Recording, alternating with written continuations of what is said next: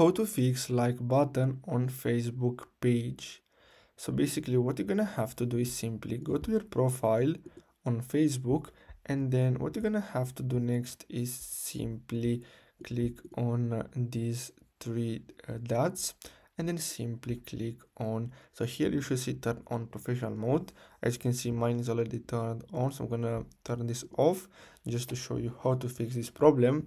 And then what you're gonna have to do, so first of all, turn off is if it's turned on.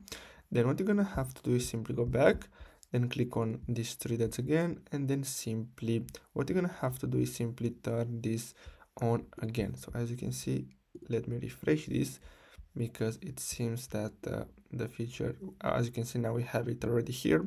So simply tap or click on turn on professional mode. So you can do this on your phone and on your computer, so it doesn't matter.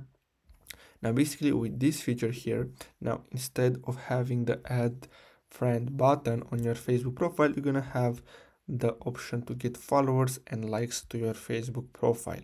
So basically that's all you have to do. I really hope you found this video helpful. Don't forget to like and subscribe. Thanks for watching.